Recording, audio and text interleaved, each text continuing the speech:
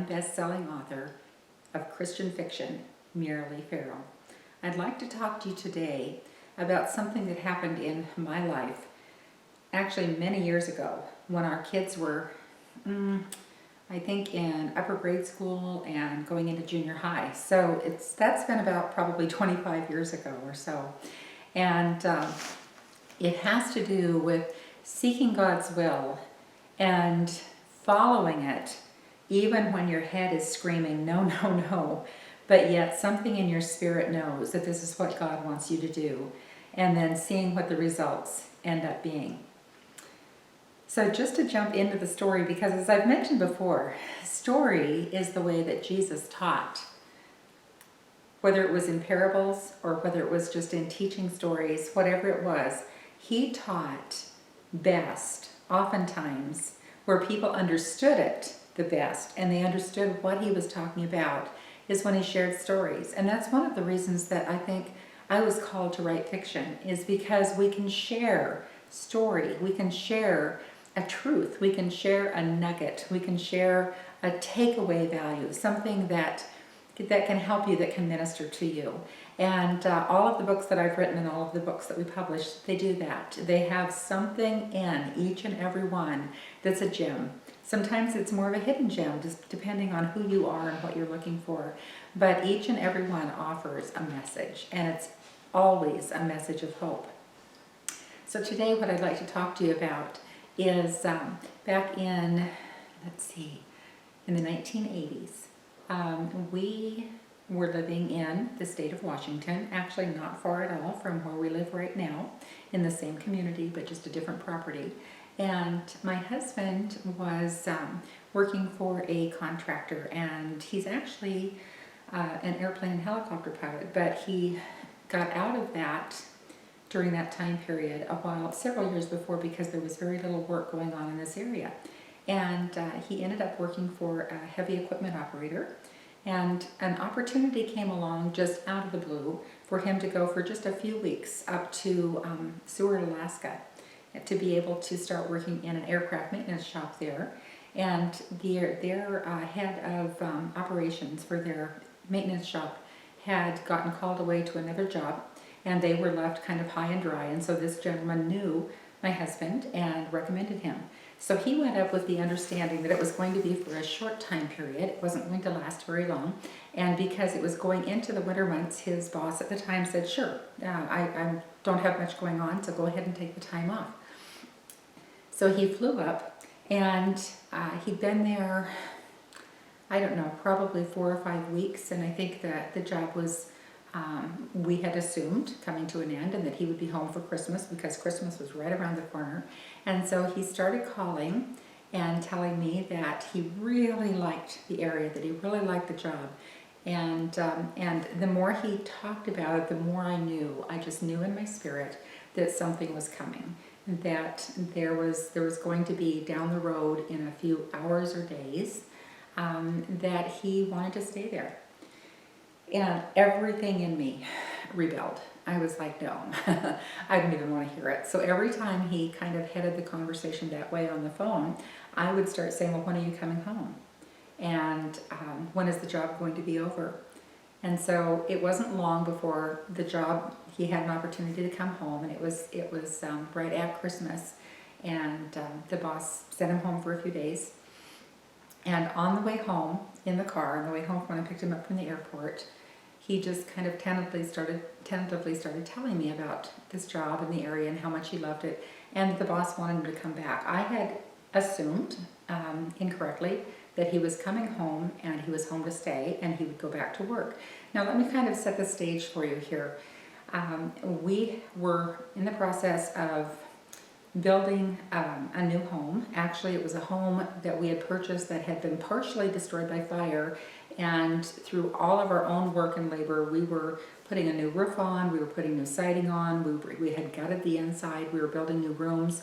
We had it to the point where it was pretty livable at that point. It wasn't finished, but it was pretty livable, and I was so excited about this new home. We also had horses and dogs and cats, and I had my own business at the time. It was actually a barter exchange, and that had been going for a couple of years, was really gaining recognition in our area and was growing and was doing well. So I had also, our kids at the time were, I think, 8 and 10 years old, right in that time period. We were homeschooling at the time, but we also had family there. So my parents, his parents, lived in the area, and it was home. It was where I had actually grown up. So when he came home and started talking about the possibility of moving and going up there, because the boss really liked his work and he wanted him to come back, and he wanted to come back permanently, and had offered him a full-time permanent job.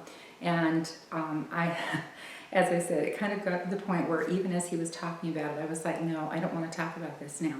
I don't want to hear it. I don't want to talk about it, because down in my spirit, I had this deep level feeling that if we discussed it, if we talked about it, if we prayed about it, I was going to be asked to do this, and we were going to move, and I didn't want to move.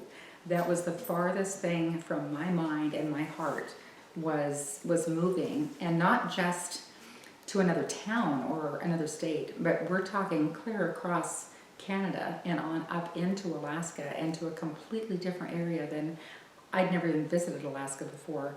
And winter was coming on, not a time when well, actually it was in the middle of winter at this particular time when he was talking to me about it. It was at Christmas. So we went and talked to our pastor, and I was involved in church. I was involved in ministry to a small degree, leading a small women's group at the time, and a prayer group. And so our pastor said, you've got to pray about this. You've got to know the mind of God. And even though I would rather keep it here at our church, you need to know that you know what the Lord is saying to you. And again, everything within me rebelled. This is not what I wanted to hear. I wanted him to say, no, you really shouldn't be going, and it's not sensible, and it's not logical. But a good pastor is never going to say that. And a man of God and a woman of God is not going to say that. They're going to say, seek the heart of God. See what he has to say. And hear from him before you make a decision. So we did. We came home and we made the commitment that we were going to pray individually. This is kind of how we had decided to do it. Instead of praying together, we were going to take time separately in different rooms, and we were going to pray until we really felt strongly that we had a real sense of what God wanted for us, what he wanted us to do, and where he was leading. And we prayed off and on through that day. And we ended up coming back together, and I knew, I just felt like, yeah, he's going to say yes. He's going to say it's what we're supposed to do. But what I didn't expect, I really, honestly, I was hoping the Lord was going to say, no, you don't need to go. This is your home. You've got things going here. But instead of that, what I heard the Lord say was, you're supposed to go. I'm calling you to do this. I want you to do this. And it wasn't what I wanted to hear. And I just told him, I said, then I need a why. I need to know, this is a time where, I'm sorry, Lord, but I can't pack up my family and my life. I'm going to have to sell my business or close it down. We're going to have to find a place for the horses, the dogs. I think we only had one dog at the time, and one cat, thankfully. But what are we going to do? And it's going to be big. It's going to be huge. It's going to be a major move, and I need to know why. And as I began to seek him and listen, and here's the key, it's all about listening. It's not about just asking or begging or demanding or pleading. It's taking time to listen. And that's what I did. I said, Lord, I'm just going to be quiet before you. I want you to speak to my heart. I really need to hear from you. And as I was quiet and I quieted my spirit, and I said, Lord, I give it to you. I spent time in worship. I spent time in praise. And I said, Lord, it's yours. I don't want to do this. I'm going to be honest. And, you can't lie to God and you can't fool God. So you might as well be honest with him. And I said, I'm going to be honest. I don't want to do this. And if you call me to it, please at least give me a reason. And he did. He said very clearly, I heard it. I didn't hear it with my ears. I heard it in my heart. I heard it in my spirit. I heard it.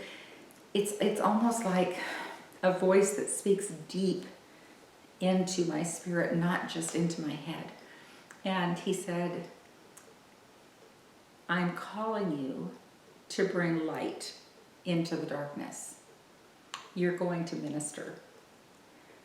I'd never been in any kind of real ministry other than just leading a small women's prayer group. I hadn't done much. I hadn't been really involved in ministry up until that point. It'd been more teaching my kids and going to church and just being a mom and just being a wife. But I said, okay, Lord, I don't know what that means. I don't know what it means. What specifically, he didn't give me any more. He didn't give me specifics. He just said, I'm calling you and you're to go. And I said, okay. And it wasn't a joyful okay, it was an obedient okay. And sometimes an obedient okay is all right. It doesn't have to be jumping up and down exuberant joy. It can be, all right, Lord, I'm going to choose. And so much in our life is about choices. I'm going to choose to do what you've called me to do. And I'm going to expect that you're going to move in my life. So we moved. My husband left to go back up to work. He was gone for 5 weeks. He came back the end of January. And in the meantime, I had to sell my business. I had to find homes for the horses. And actually, we found the Lord within that 5 weeks. The Lord sent us wonderful renters who were a Christian family that were willing to take the house not quite finished. They were willing to keep the horses there in our pasture because their junior high age girl was horse crazy and was so thrilled to have horses to take care of and to brush and to feed. They were willing to let our dog stay until we could ship him up. We took our one cat with us, and I sold my business, and every single thing that needed to be done within that 5-week period, including packing the house, was done. And the Lord provided everything that we needed, and we moved. And that time in Alaska, it was less than a year. We actually only stayed less than a year, and then we came home again. But it was amazing. It was the spiritual journey that started everything for me. God opened doors of ministry. I'll have to tell you about some of those another time because I don't have time today. But he opened doors of ministry that I hadn't even imagined until that point. He helped me touch lives of women with relationships that still go on today, 25 years, 30 years, however long it's been later. And God is so good. He's so amazing.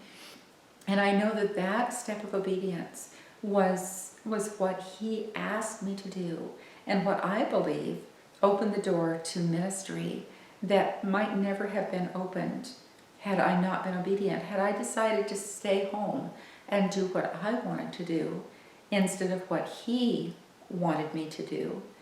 I don't know where I would be today as far as ministry. I don't know if I'd be writing. I don't know if I would have been able to hear God's call when he spoke to me about writing. And that's another completely different story on how that happened.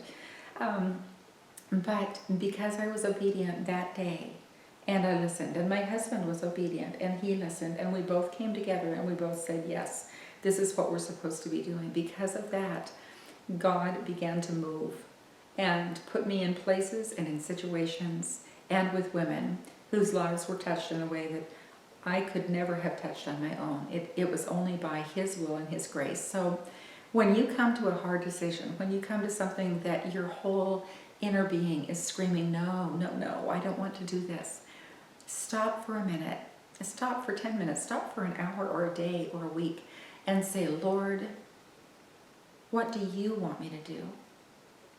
Where do you want me to be? Where do you want my feet planted? What direction, what path do you want me to take?